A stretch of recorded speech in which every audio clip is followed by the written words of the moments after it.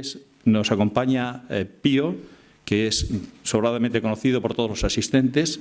Es un periodista que no se muerde la lengua, pero que además lo dice con una gracia y con una ironía que el lector siempre disfruta. Se le queda una sonrisa en los labios diciendo verdades como puños. Y nos acompaña Darío Villanueva, que ha sido, entre otras cosas, director de la Real Academia Española de la Lengua, catedrático emérito de la Universidad de Santiago y rector de la Universidad de Santiago. Sin más, le cedo la palabra a Pío. Gracias.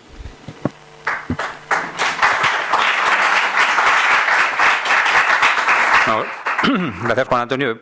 Verdades como puños no sé, pero por lo menos sí que intentar expresar lo que uno piensa sin miedo o sin demasiado miedo, porque estas cuestiones son a todos nos tocan, porque todos de una manera u otra trabajamos el idioma, somos el idioma, pero estas cuestiones de la lengua, de la libertad de expresión, de la censura, de la autocensura, de la frontera a veces difusa o vaporosa entre lo que puede decirse y lo que no puede decirse, que además es algo que va fluctuando a lo largo de la historia, pues son verdaderamente acuciantes para un periodista, para alguien que todos los días tiene que salir, o casi todos los días, a la palestra pública a decir algo y a escribirlo con mejor o peor tino, ¿no? No todos los días se acierta, eso es verdad, pero sí que es cierto que existe esa preocupación constante por saber expresar y expresar sin miedo, pero con respeto también, las opiniones de uno y lo que uno descubre, ¿no? Por eso me ha encantado el ofrecimiento de estar aquí, de poder preguntar cosas, porque la labor del periodista no es tanto hablar como preguntar,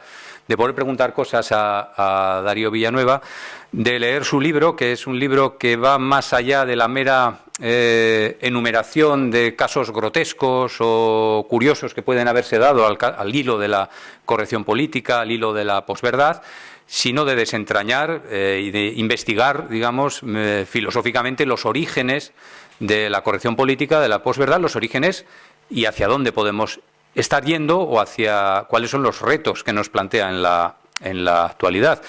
Entonces yo, sin más, voy a dar la palabra a Darío.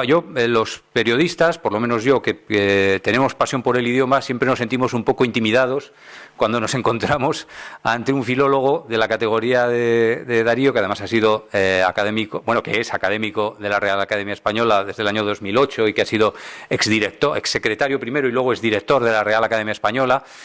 Entonces, tenemos muchas ganas de aprender y de saber un poco cómo orientarnos en esta selva que a nosotros nos come la actualidad, y a veces hay que retirarse un poco de la actualidad para saber cuáles son las tendencias profundas, ¿no?, de nuestra sociedad. Yo, en primer lugar, quería cederte ya la palabra, Darío, preguntando ¿cuáles son las características principales, al hilo del libro de Moderarse la lengua, las características principales de la censura de nuestros días? Porque ya no es hasta ahora una censura como las que estábamos acostumbrados a tratar, la típica censura de las dictaduras en la que un señor directamente te dice lo que puedes o no puedes publicar, ¿no? Entonces, ¿cuáles son las características de esta nueva censura? Y un poco al hilo de esto, ¿qué es lo que te condujo, qué impulso te condujo a poner a investigar sobre este asunto y a poner todas estas reflexiones por escrito?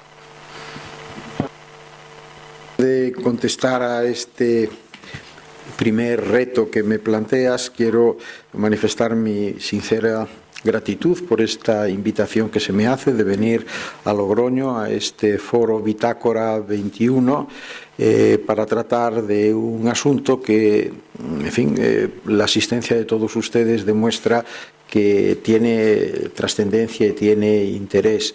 En mi libro cuento en el último capítulo que uno de los estímulos para escribirlo es leer un día en el diario ABC una columna de un profesor y escritor, yo creo que de un enorme talento, amigo y al que yo admiro mucho, que se llama John Juaristi, en donde decía esto de la posverdad.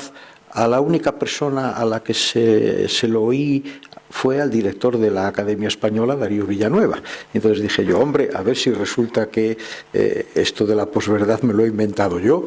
Empecé a investigar y me di cuenta que no, que la cosa tenía mucha trayectoria y de ahí viene en parte el desarrollo de este libro. Muchas gracias pues por su asistencia, muchas gracias por la invitación, Antonio. Llevo además unos días trabajando bastante en el centenario luctuoso de Elio Antonio de Nebrija, que este año estamos empezando a conmemorar, ¿no? El autor de la primera gramática de una lengua vulgar o de una lengua europea, en 1492, ¿no? Y me he encontrado al trabajar sobre él con Logroño, porque el editor de Nebrija, que fue un hombre que nació con la imprenta y que vivió, en fin, el comienzo de la imprenta en nuestro país, Arnau Guillén de Brocar, estaba aquí en Logroño y Nebrija vino a verlo para llegar a un contrato con él que funcionó muy bien. Después tuvieron algún momento de desencuentro, pero acabaron amigos. Y Arnau Guillén de Brocar luego fue el editor admirable de la Biblia Políglota, que es una obra de encaje extraordinaria desde el punto de vista de la técnica tipográfica. Bueno, lo dicho, muchísimas gracias. En cuanto a la pregunta y al planteamiento que me hacía Pío, el libro viene de dos experiencias personales, una de ellas muy intensa, que es la fundamental para mí, que es la universitaria. Yo he sido siempre un profesor, voy a cumplir este año, en octubre, 50 años de dedicación a la enseñanza. Y por otro lado está otra experiencia significativa, pero para mí menos importante, que es la académica, ¿no? Lo que yo llamo mi paréntesis académico, que no ha terminado porque sigo siendo académico, que fue 5 años como secretario y 4 como director. Por una cosa y por otra, empecé a percibir ya hace 40 años determinados hechos que nacían en la universidad americana, norteamericana, donde yo enseñé, y que incidían directamente sobre la lengua. Y decir que algo incide sobre la lengua es reconocer que también incide sobre la sociedad. Es decir, que la sociedad nace en gran medida porque somos personas capaces de comunicarnos y la lengua nos socializa, nos pone en contacto los unos con los otros, en controversia o en anuencia, pero eso es absolutamente fundamental. La primera experiencia, como les decía, fue en los Estados Unidos a principios de los años 80. Siendo profesor visitante allí, empecé a percibir la existencia de una nueva forma de censura que nacía en el ámbito de la universidad y que además no se podía atribuir a lo que tradicionalmente era la fuente de la actitud censorial, que era el poder constituido. Ejercían la censura los gobiernos, los partidos y la Iglesia. La Iglesia, evidentemente, también tuvo las iglesias en plural, por supuesto. Estamos hablando en general y algunas de ellas lo siguen haciendo. Pensemos en este momento, por ejemplo, en lo que ocurre con el Islam y la incidencia del control de la ortodoxia islámica sobre la expresión. Recuerden el caso de Salman Rushdie, con la fatwa que lo condenó a vivir prácticamente en la clandestinidad desde hace ya más de 25 años, ¿no? ¿Qué ocurre? Que lo que yo percibía en torno a los años 80 en los campus americanos en los que estuve y en los que he seguido estando, es que existía una forma de censura sorprendente, inusual y en ese sentido muy peligrosa, porque no estábamos preparados para hacerle frente a la otra censura que podía ser aplastante, sin embargo sí que había recursos de oposición, de controversia, de resistencia, ¿no? Y, en fin, por suerte, en sociedades como la nuestra, la española, esa censura desapareció en el momento en que el régimen dictatorial fue reemplazado por un régimen democrático, ¿no? En cambio, esta otra, a la que yo califico como censura posmoderna, procedía de unas fuentes difusas, casi diríamos gaseosas, que en los campus universitarios norteamericanos fue donde arraigaron en un principio, pero desafortunadamente eso se expandió al conjunto de la sociedad, ¿no? Es decir, que entidades vagas que no sabíamos exactamente definirlas, que no tenían una presencia constitutiva bien definida, sin embargo se convertían en árbitros de lo que se podía decir y lo que no se podía decir, pero también en lo que se podía hacer y lo que no se podía hacer. Y tenían formas de coacción, igual que la censura de siempre, por supuesto era también extraordinariamente eficaz desde el punto de vista coactivo, ¿no? Todo esto ha ido evolucionando en un sentido, por supuesto, no positivo, sino al revés, porque lo que comenzó solo en los campus universitarios se extendió al conjunto de la sociedad. Bien es cierto que la incidencia enorme que ha tenido, sobre todo en las sociedades anglosajonas, en otras sociedades, incluida la nuestra, ha sido menos pugnaz, menos eficaz. Pero ha seguido creciendo la bola de nieve y la forma de reacción a esto pues se ha plasmado, acabo de citar a Salman Rushdie, en lo que el año pasado fue un acontecimiento mundial, que fue la publicación en el Harper's Magazine, que es una revista muy influyente norteamericana, de un manifiesto de 250 intelectuales y escritores, fundamentalmente norteamericanos, en contra de lo que ellos llaman la cancelación. La cancelación es la forma coactiva que tiene la corrección política de castigar y de, en cierto modo, condenar al ostracismo y a la muerte civil a aquellos que no se pliegan a las normas y a las pautas de la corrección política. Bueno, ahí estaba al frente de todos el que, aparte de que es un gran lingüista,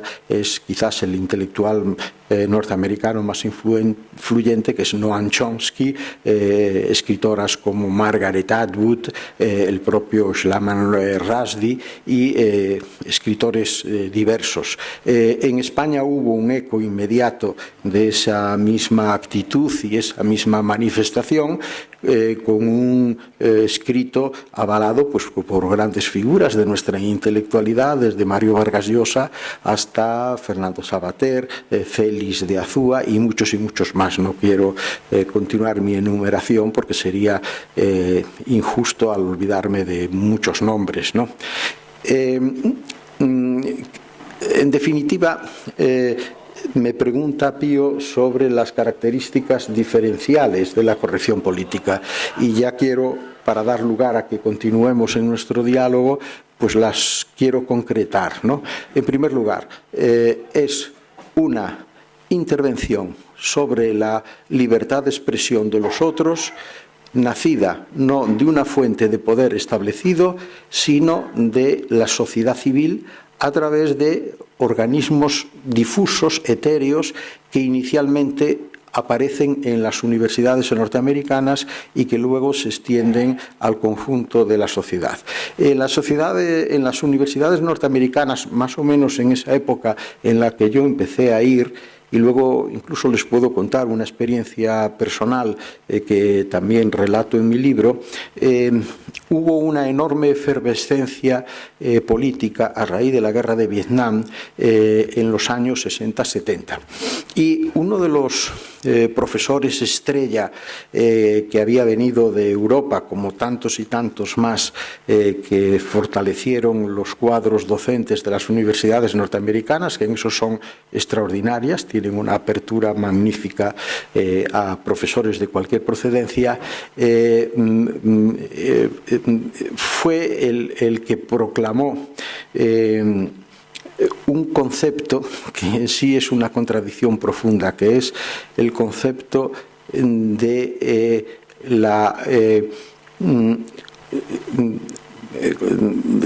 para decirlo exactamente, tolerancia represiva. La tolerancia represiva. Claro, es una contradicción absoluta.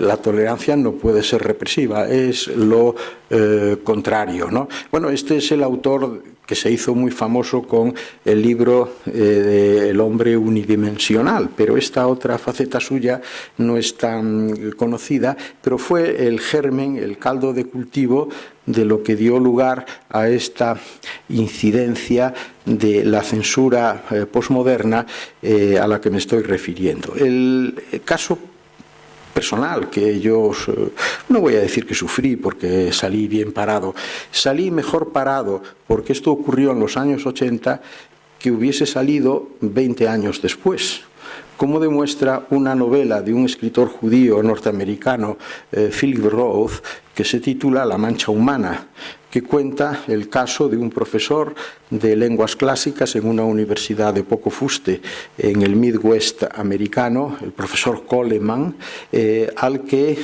un día en clase se le ocurrió preguntar por los alumnos que no le venían a las clases, y dijo: ¿dónde están estos alumnos? ¿Son reales o son fantasmas?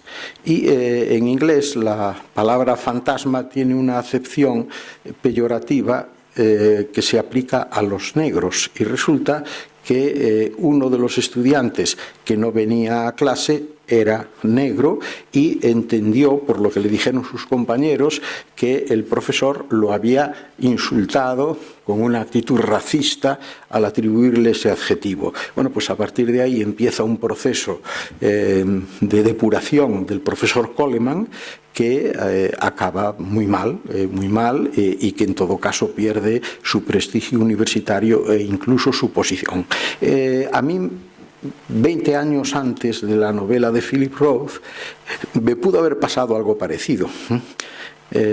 Bueno, no voy a decir que con toda modestia que Coleman era mejor o peor que yo, porque Coleman es un individuo de ficción y yo no soy un individuo real. A mí lo que me ocurrió es que, siendo profesor invitado especial en una universidad de los Estados Unidos, me ofrecieron unas condiciones óptimas, sobre todo en comparación con lo que yo en aquel momento podía hacer en España, en donde teníamos muchos estudiantes. Allí me ofrecieron un curso de posgrado con un número reducido, 6 o 7 estudiantes nada más, y con elección absolutamente libre del tema que yo enseñaría, ¿no? Entonces yo elegí explicar la novela picaresca española y además pensé que era una ocasión de oro, porque al tener tan pocos estudiantes lo que podía hacer era prácticamente leer las obras fundamentales de la picaresca española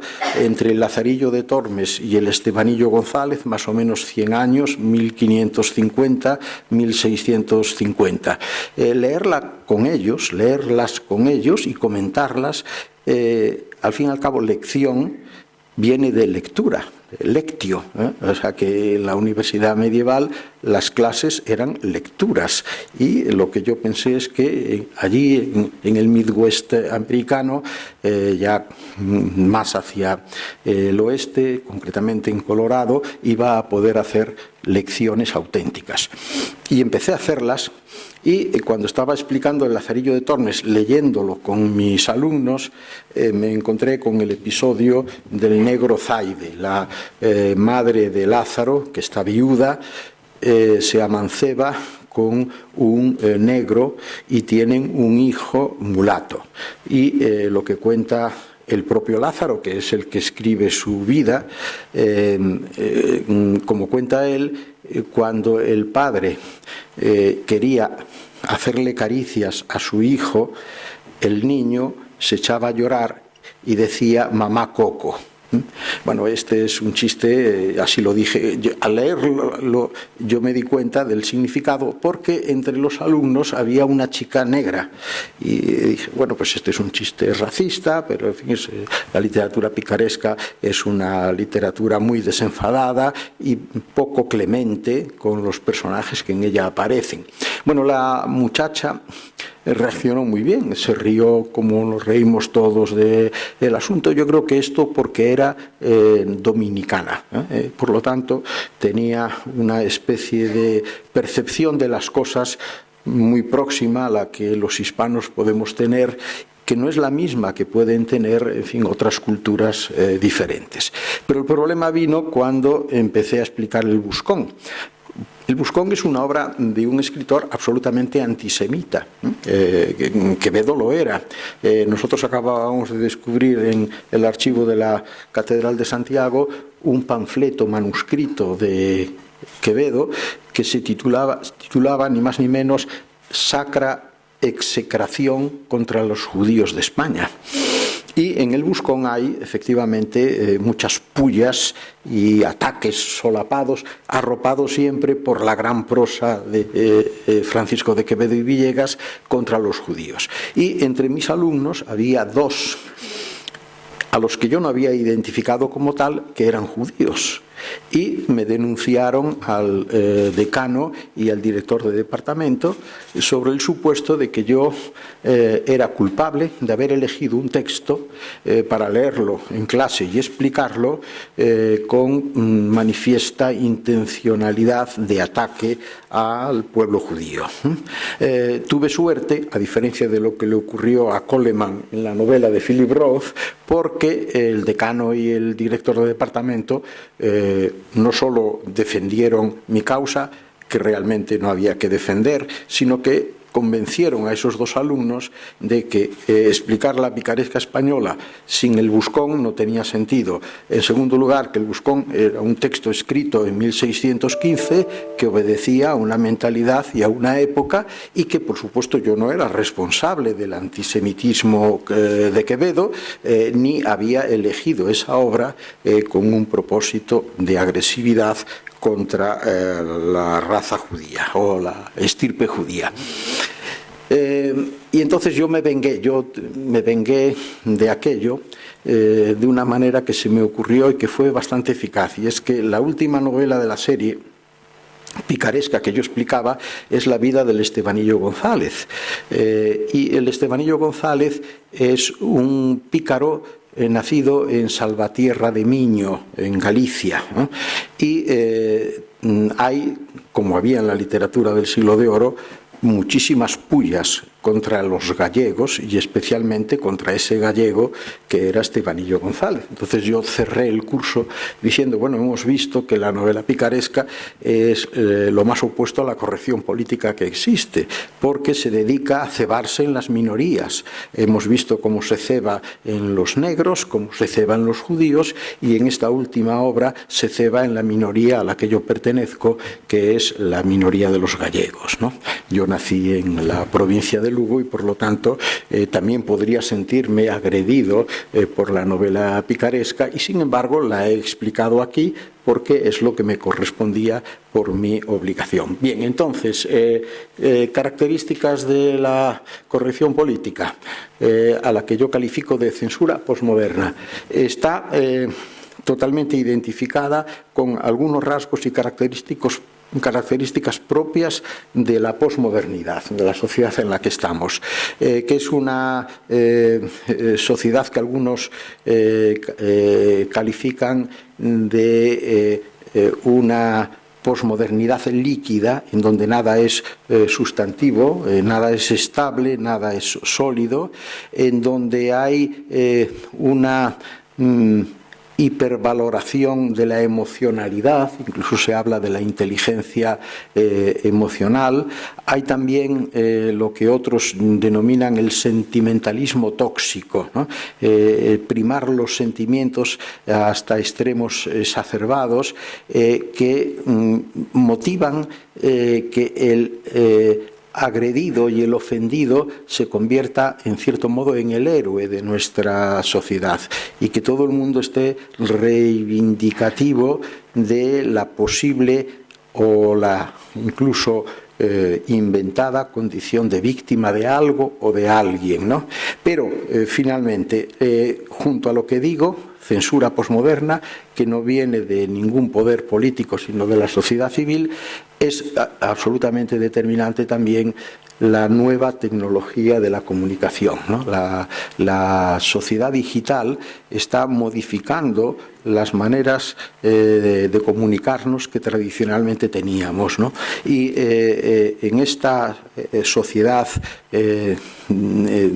digitalizada, de comunicación fluida, en donde se pueden emitir cualquier tipo de mensaje, lo que sucede es que tanto en el caso de la corrección política como de la posverdad hay una gran viralidad para el desarrollo de cualquier fenómeno distintivo y diferente de lo que hasta ahora se había producido, ¿no?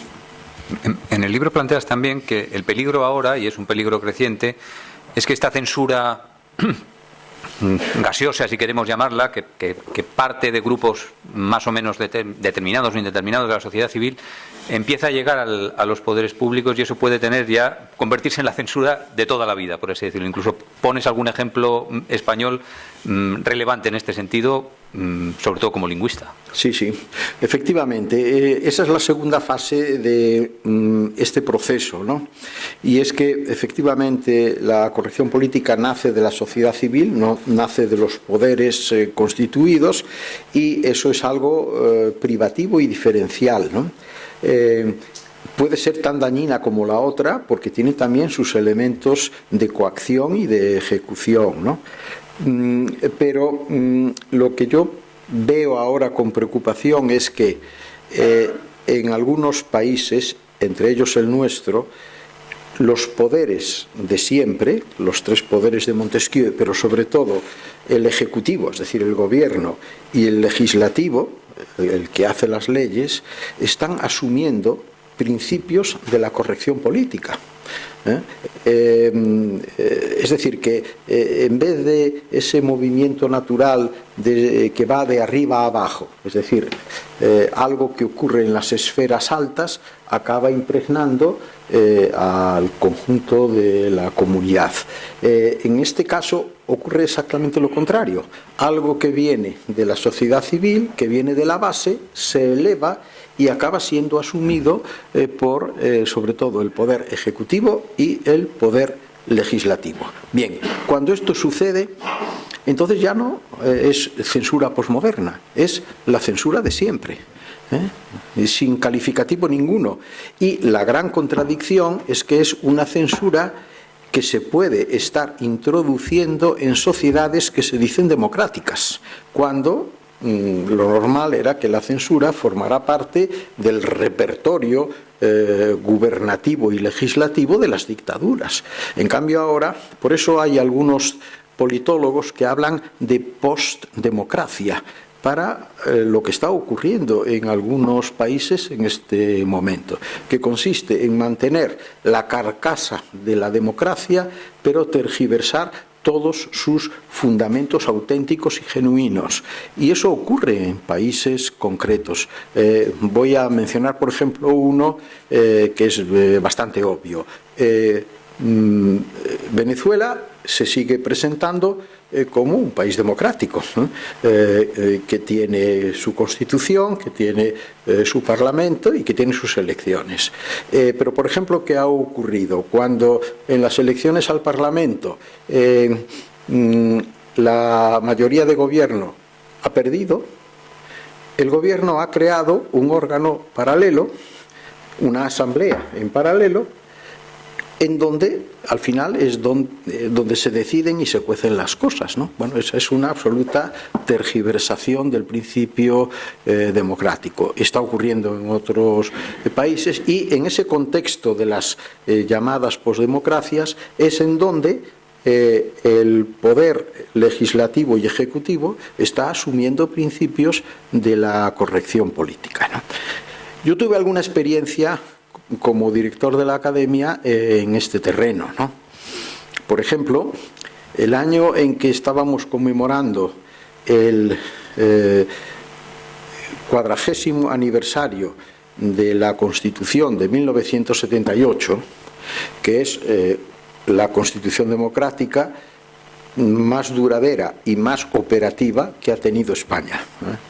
Tuvimos la PEPA, la Constitución de 1812, que era una constitución liberal y muy avanzada, pero ya sabemos lo que pasó con ella, que fue enseguida anulada por el absolutismo de Fernando VII y a partir de ahí hubo una serie de constituciones, pero ninguna tuvo la duración y la eficacia que efectivamente tuvo la del 78, que permitió pasar mediante una transición que tanto se pone en duda ahora por parte de algunos, pero que ahí están los hechos y a ellos me remito, que permitió la transición de un régimen autoritario a una democracia homologada y valorada como una democracia de calidad en el ámbito internacional. Bueno, pues el año 18, en que se conmemoraban los 40 años de esa Constitución, me encontré, siendo director de la Academia, con la muy desagradable sorpresa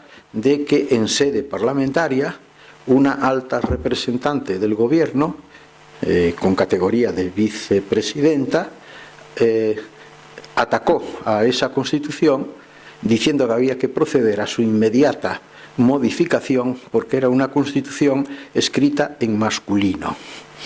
Era echar un borrón sobre la Constitución, que ha provocado un avance, creo que indudable, en todas las condiciones propias de nuestra convivencia, incluido también el asunto del reconocimiento del proceso imparable, necesario e inexorable de la igualdad entre el hombre y la mujer, ¿no?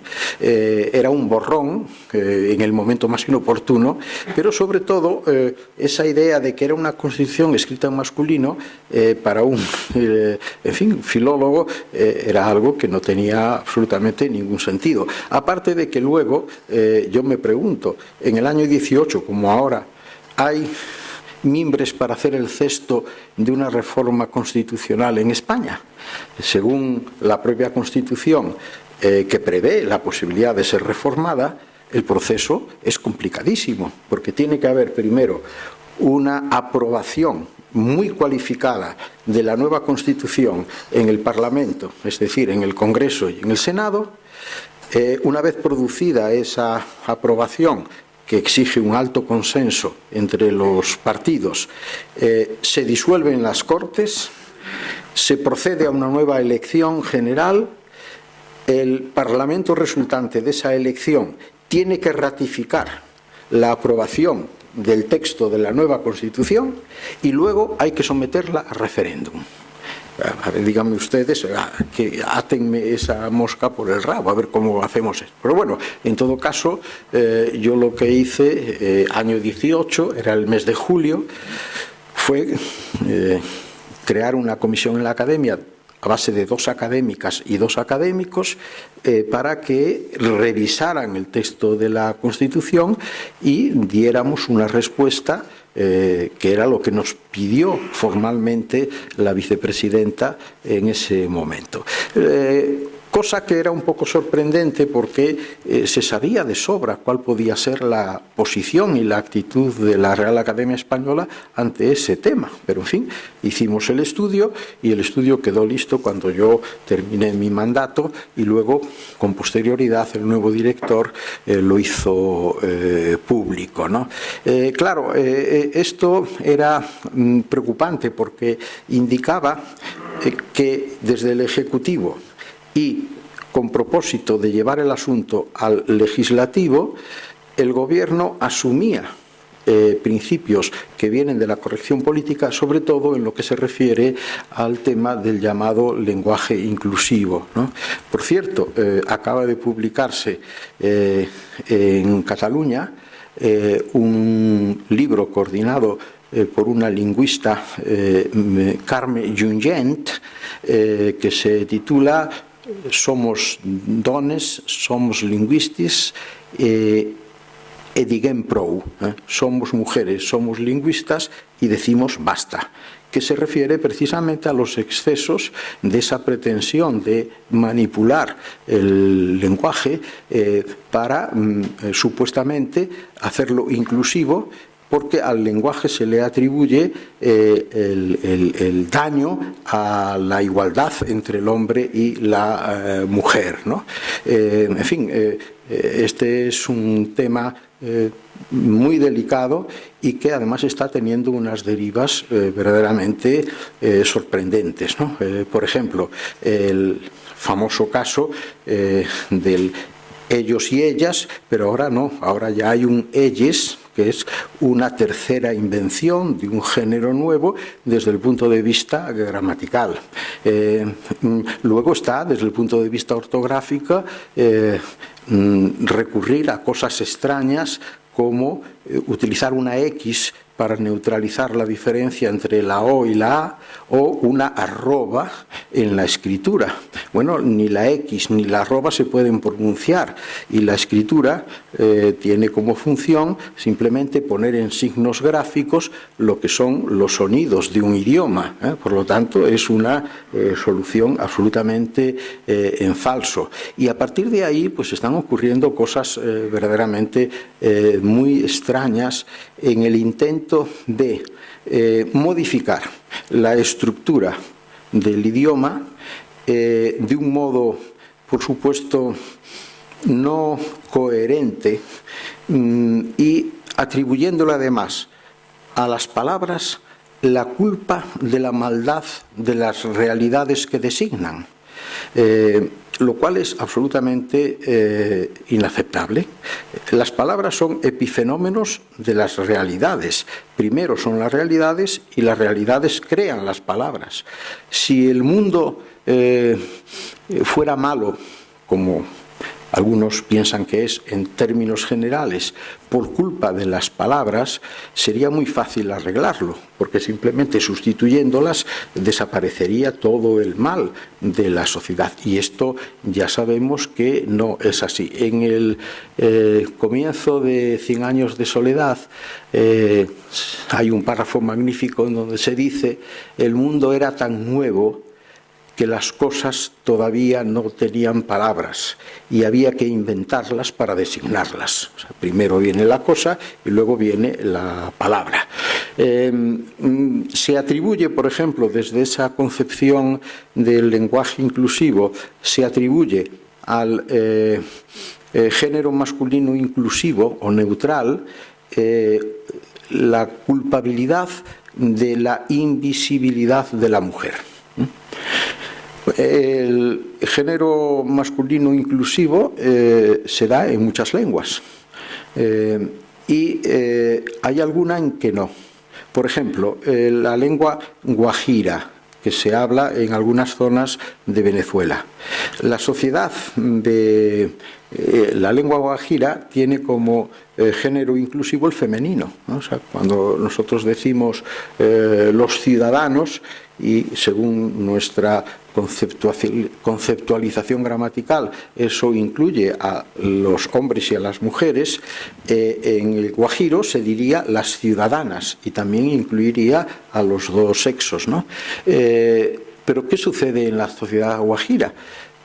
La condición de la mujer es absolutamente deplorable, no tiene absolutamente ninguno de los derechos que en una sociedad desarrollada como puede ser la nuestra la mujer de manera absolutamente obligada tiene.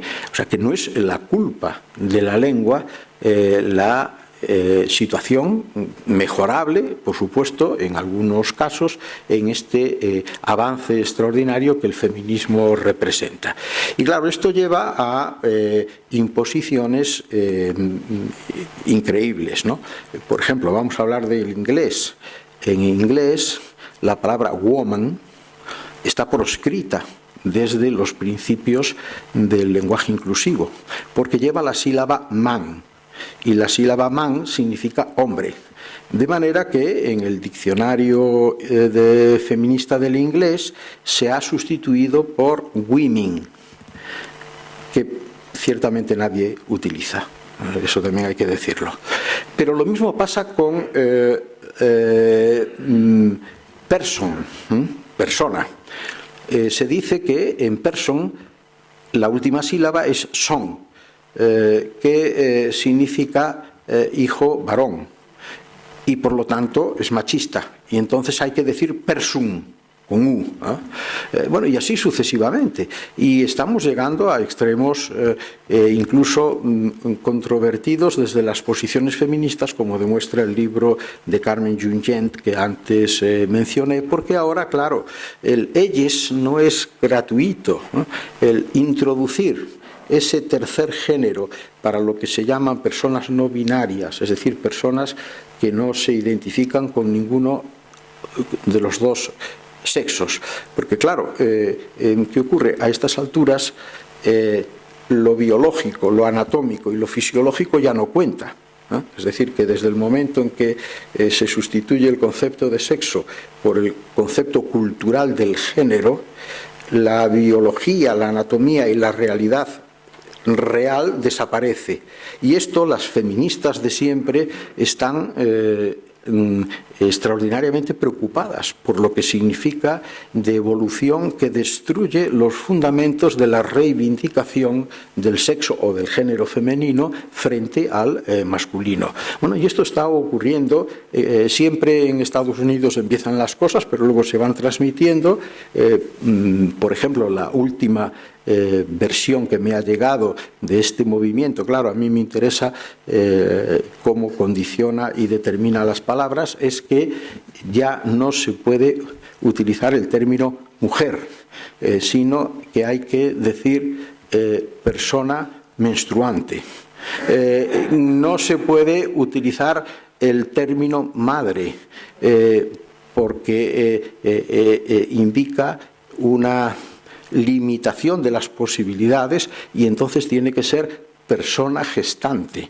O sea, son evoluciones que llevan a extremos que niegan el sentido común de las cosas y la pura racionalidad. Entonces, volviendo al asunto, en el caso de la asunción por parte del Poder Ejecutivo Legislativo de principios de la corrección política, en España tenemos algún ejemplo, aparte de lo que les acabo de contar, de la Constitución, que por cierto no ha dado nada de sí porque francamente era inviable.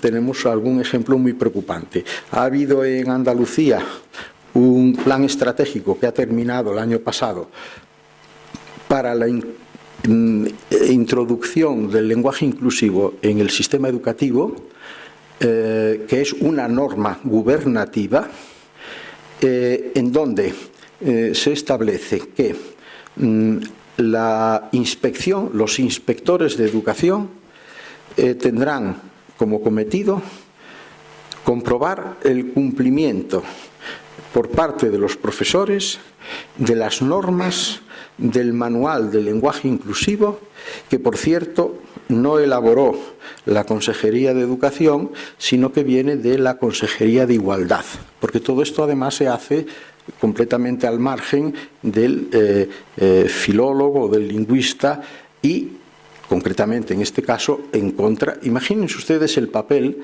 de el profesorado de lengua, ¿no? O sea, personas que han estudiado filología, que luego han hecho una oposición y que tienen como cometido enseñar la lengua castellana, la lengua española.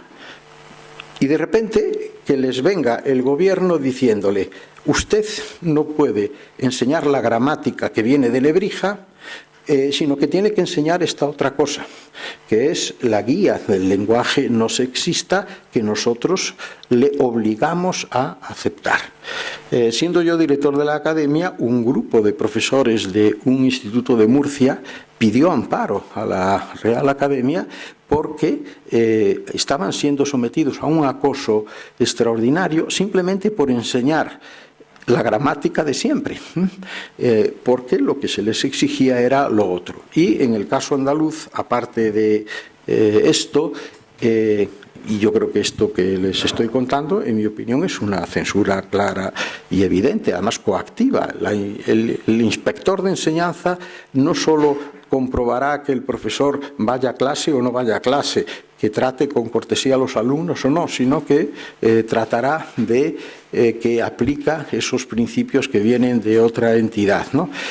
Aparte de eso, también había un componente referido a las editoriales, es decir, las editoriales de textos para la enseñanza no recibirían autorización para la publicación de sus libros si estos no se ajustaban a los principios de la corrección política en esta cuestión del lenguaje inclusivo. Un nuevo Nihilofstadt.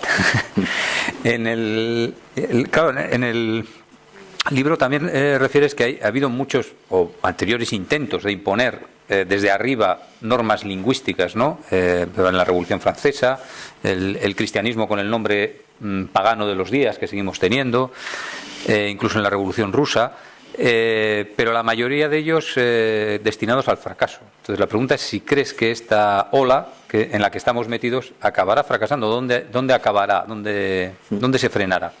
Sí, efectivamente yo no soy nada catastrofista y el libro no tiene ningún propósito de que nos metamos en numancia a morir todos juntos los que pensamos lo mismo en relación a estas cuestiones, en modo alguno, ¿no? Porque efectivamente, Pío, como tú dices, la historia demuestra que las lenguas tienen un potencial en sí mismo extraordinario, porque pertenecen a quienes las hablan, es decir, al conjunto de los, en nuestro caso, hispanohablantes, pero no solo los de hoy, sino también los del pasado. Es decir, que nosotros formamos parte de una secuencia de hispanohablantes que ha heredado una lengua que transformamos, por supuesto, introduciendo nuevas palabras, haciendo nuestras modificaciones. Pero la solidez de esa estructura, que además es una estructura de equilibrios, con la lengua hay que adoptar una posición, yo diría que ecológica. Si se modifica un elemento, eso repercute sobre todos los demás. Por ejemplo, cuando hace ya unos cuantos años una ministra dijo miembros y miembras, ¿qué ocurre? A partir de ese momento, si fuésemos coherentes y aceptásemos esa dualidad, los brazos serían miembros, pero las piernas pasarían a ser miembras, porque el paradigma tiene sus repercusiones y sus consecuencias una tras otra, ¿no? Entonces, aparte de lo que has mencionado, que son dos casos que yo cuento, cuando triunfó el cristianismo después de la adopción por parte del Imperio Romano del cristianismo como religión oficial, y en la primera Edad Media, la Iglesia intentó fundamentalmente en Francia y en Portugal, intentó cambiar el nombre de los días de la semana, porque son nombres paganos. El martes es el día del dios Marte, pero no digamos el viernes. El viernes es el día venéreo, es el día de Venus, es decir, la diosa de la sexualidad. Y el único país en donde esto cuajó fue Portugal, en donde dicen primeira feira, segunda feira, terza feira, cuarta feira. Eso sí, mantienen el sábado, porque es un nombre hebreo, el Sabbat, y el domingo, que es el día del Señor, el Dies Dominici. ¿no? Pero en el resto de los países se mantuvo la denominación de los días que venía del paganismo. Lo mismo pasó con la Revolución Francesa, que intentó cambiar el nombre de los meses, el nombre de los días, y aquello no cuajó tampoco en modo alguno, el mes brumario, en fin. Pero hay otros casos que yo también recojo en el libro. Por ejemplo, hay una obra de un filólogo judío que se llamaba Víctor Kemplerer, que se titula Lingua Tertii Imperii. Es el estudio de la actitud del nazismo, el Tercer Reich, para modificar el alemán en las líneas que les interesaba. Bueno, eso duró lo que duró. El Tercer Reich se prometía como el Reich de los 1000 años y duró 3 legislaturas. Duró del 33 al 45 el nazismo puro, ¿no? O sea que imagínense la contradicción entre una cosa y otra. Y también hay muchos estudios sobre lo mismo en la época de Mussolini. Mussolini también quiso legislar sobre el italiano y aquello quedó en agua de borrajas, ¿no? Porque yo me pregunto, bien, hay que decir ellos, ellas y ellos. Bien, ¿quién es capaz de convencer a 550 millones de hispanohablantes de que en contra de lo que han aprendido de su madre y de su padre, que es la lengua que hablan y de la que son dueños, en contra de eso ahora hay que cambiar y decir esto otro? Y luego las repercusiones que por ese criterio ecológico que antes mencionaba, se producirían. Es decir, que son, francamente, medidas que no tienen ningún recorrido. Lo que sí ocurre es que hay grupos que son muy activos y que ocupan mucho espacio en los medios, incitando en esta dirección, pero el sentido común lingüístico, que es algo que existe, todos tenemos un sentido común de la lengua que dominamos, que es la nuestra. Ese sentido común, sin duda alguna, acabará imponiéndose, y de hecho se está ya imponiendo. He mencionado este libro de Carmen Junyent porque es algo enormemente significativo. Es decir, un grupo de lingüistas feministas catalanas dicen prou, basta ya, no sigamos por esta línea. Cuando la Real Academia Española en el año 2012 hizo una manifestación en forma de un documento muy elaborado sobre sexismo lingüístico y visibilidad de la mujer, el ponente era Ignacio Bosque, que es un gran lingüista, el responsable de la gramática académica del año 2009. Hubo muchos ataques a él y a la academia, e inmediatamente hubo un manifiesto de 600 lingüistas, hombres y mujeres, apoyando totalmente los postulados de ese estudio y de ese manifiesto, que simplemente describía las cosas tal y como son desde el punto de vista lingüístico. Ahora bien, en parte yo he escrito este libro porque creo que lo pude escribir porque ya no era director de la academia, eso también es cierto. No solo porque así he tenido más tiempo, sino porque así ya no tengo ninguna responsabilidad, sino que me expreso por mí mismo y soy el responsable de todo lo que yo digo, y no repercute lo que yo diga y escriba sobre la institución a la que pertenezco, ¿no? Pero también lo he hecho porque tiene que haber una manera de reacción, y tenemos que hacer aquello del cuento oriental que el conde Lucanor utiliza, ¿no? Hay que decir que el rey está desnudo. Ustedes, que esto que nos están vendiendo como la unanimidad de determinadas posiciones, esto no tiene ningún sentido ni tiene ningún recorrido. Y luego, eso sí, en nuestra... porque todo lo que tiene que ver con la lengua nos toca a todos muy de cerca.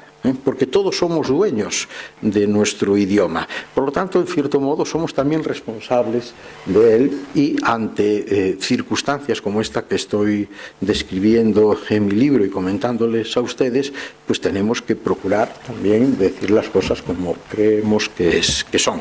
Me vas a perdonar que tengo que hacer de cronómetro y no de moderador, porque sois suficientemente moderados los dos. El tiempo apremia, es limitado, y en tu libro abordas un segundo tema que a mí me parece está estrechamente relacionado con la dictadura de lo políticamente correcto, ¿no? Uno de nuestros clásicos, el padre Vitoria, decía que la palabra es nuncio del pensamiento, ¿no? Y en la tradición clásica, si el pensamiento coincide con la realidad, estamos en la verdad. Y si no coincide con la realidad, estamos en la mentira o en la falsedad. Sin embargo, como tú bien dices, vivimos una época en que la dictadura de lo políticamente correcto en parte se sustenta también en la desaparición de la verdad, una sociedad instalada en la posverdad, que tú abordas detenidamente en el libro. Me gustaría, como tenemos poco tiempo, que aunque fuera de forma más breve, pero que abordaras el tema de la posverdad, que creo que es necesario para entender todo este movimiento. Sí, igual que la corrección política es una forma de censura y la censura ha existido siempre, por eso yo le pongo el calificativo de censura posmoderna, la llamada posverdad es algo que también viene de siempre, que es la mentira, ¿no? Pero es la mentira posmoderna, y vean que el prefijo es el mismo, posverdad, mentira posmoderna, ¿no? La mentira forma parte de las posibilidades que la lengua tiene de ser correcta o de no serlo, ¿no? Ya decía Aristóteles, y esto tiene que ver con la corrección política, que las palabras sirven para lo justo y para lo no justo, para lo procedente y para lo que no lo es. Pues lo mismo podemos decir, que la palabra sirve para decir las cosas que son y para decir las cosas que no son. ¿Qué ocurre? Que vivimos en una sociedad en donde ha habido un proceso de relativismo exacerbado que ha acabado en condicionar la actitud epistemológica, es decir, la desconfianza total en la verdad de las cosas, ¿no? Todo se ha complicado mucho y a mí, cuando llegamos a ese punto de sofisticación y de complicación perjudicial, me gusta volver a los orígenes, y por eso, ya que he citado a Aristóteles, lo voy a citar otra vez. Aristóteles, que ya fue el primero en advertir del relativismo de algunos filósofos, sobre todo de los sofistas, decía: verdad es decir que lo que es y que lo que no es, no es. Y mentira es decir que lo que es no es y que lo que no es es. Fíjense qué sencilla es la explicación de las cosas. ¿Qué ha ocurrido? Hay un proceso que yo en mi libro describo de ataque sistemático contra el racionalismo y la ilustración, es decir, contra lo que aquel siglo prodigioso que fue el siglo XVIII, el siglo de las luces, aportó a la historia de la humanidad, que fueron cosas extraordinariamente positivas. Del siglo XVIII viene la Declaración Universal de los Derechos Humanos, viene la Revolución Francesa y la Revolución Norteamericana, es decir, acabar con el antiguo régimen y comenzar el régimen nuevo, viene el triunfo de la razón y el desarrollo extraordinario de la ciencia, el final de la era llamada teológica, según Augusto Comte, para entrar en la era positiva, y todo eso, a partir de Nietzsche, ha sido objeto de un deterioro sistemático, de un intento de dinamitación, de dinamitar lo que eso significaba. Y eso ha seguido con Heidegger, por ejemplo, y últimamente pues, con una filosofía que ha influido muchísimo en la Universidad Americana, tanto para la corrección política como para la posverdad, que es la llamada deconstrucción, ¿no? Que es simplemente una variante de la destrucción de la que hablaba Heidegger, ¿no?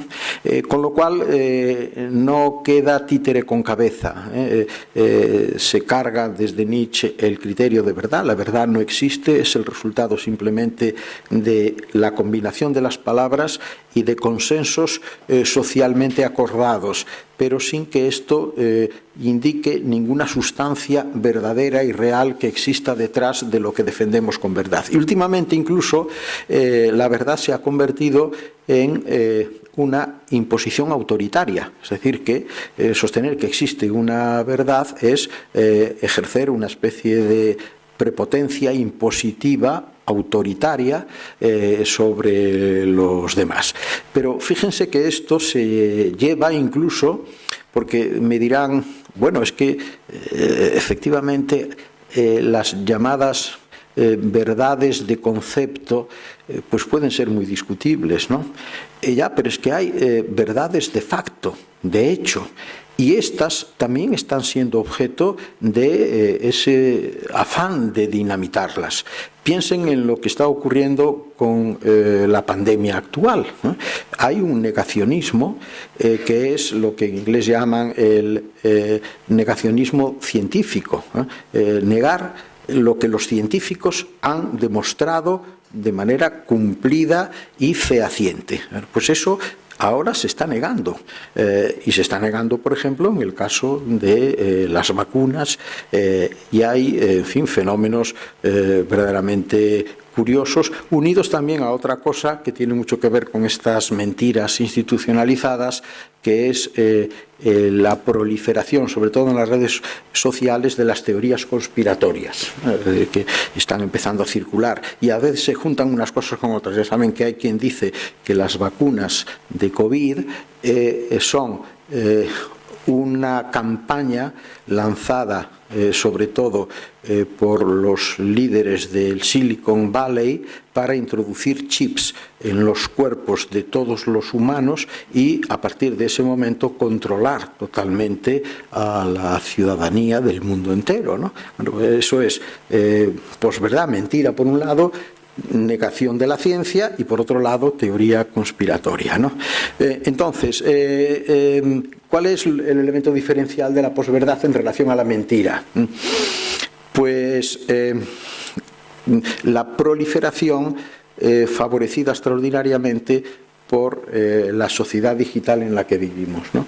En donde se están reemplazando las fuentes autorizadas de información y de criterio por esa otra balumba de opiniones que en las redes circulan, a las que se les hace mucho caso, pero que no están sometidas a ningún tipo de control, no obedecen a un principio de deontología, de decir la verdad de las cosas tal y como las cosas son, y en consecuencia, pues las llamadas fake news en inglés, hay una traducción perfecta en castellano que es bulo. El bulo es la mentira sistemática propagada con algún propósito de tipo político, económico, lo que sea. Bueno, pues eso se da en campos muy diversos, pero aquí sí que es cierto que, a diferencia de la corrección política, en donde la cosa empieza fuera de los poderes y sin embargo puede llegar a alcanzar a los poderes, en la posverdad hay una incidencia muy fuerte de el poder político como el que la utiliza. Esto ya lo escribió Maquiavelo en el siglo XVI. Él ya dice que la mentira es un instrumento inexorable para uso de los príncipes. Los príncipes no deben de preocuparse de mentir, porque siempre encontrarán manera de justificar por qué han mentido y, sobre todo, y esto es muy interesante desde el punto de vista de la sociedad actual, decía Maquiavelo, y la mentira del político siempre encontrará a alguien deseoso de aceptarla, aún sabiendo que es una mentira. Napoleón Bonaparte leyó El Príncipe de Maquiavelo e hizo anotaciones en los márgenes y están publicadas. Y concretamente en este punto él dice: esto es exactamente así y además yo tengo gente encargada de reforzar esa esa aceptación voluntaria por parte de los ciudadanos de las mentiras que nosotros digamos, ¿no? Los psicólogos sociales han estudiado este asunto y hablan de un procedimiento que dicen que está en todos nosotros, que consiste en nuestra aceptación de cualquier mentira si esa mentira coincide con nuestros prejuicios o con nuestras emociones, en contra de la realidad que puede imponerse por la fuerza de su evidencia, ¿no? Y eso está ocurriendo y tiene además un caso extraordinario, que ha sido el de Donald Trump. Donald Trump es el apóstol de la posverdad. El Washington Post, en una oficina que creó para chequear las informaciones que venían de él, ha llegado a la conclusión de que en los 4 años de su mandato propaló 30.000 fake news, 30.000 bulos, desde fundamentalmente Facebook, que es donde él, y Twitter, trabajaba durante las noches, y por otros medios, ¿no? Y esto está muy vinculado, por supuesto, por una parte, el ejercicio de un poder sin ningún tipo de deontología ni principios, y luego esa otra capacidad de creernos los bulos que nos lanzan si coinciden con nuestras presunciones en un determinado sentido, procurando rechazar la evidencia de la realidad cuando nos resulta dolorosa o desagradable. A mí esto me recordaba que siempre yo he sostenido humildemente que el sentido crítico del que tantas veces hablamos no es el sentido crítico estar en contra de quien no piensa como nosotros, sino aplicarnos el sentido crítico a nosotros mismos y a nuestros propios prejuicios para intentar precisamente que no seamos presa fáciles de esos bulos que decía Darío. Muchísimas gracias por su asistencia y espero que nos podamos ver pues, en la próxima convocatoria. Gracias a todos.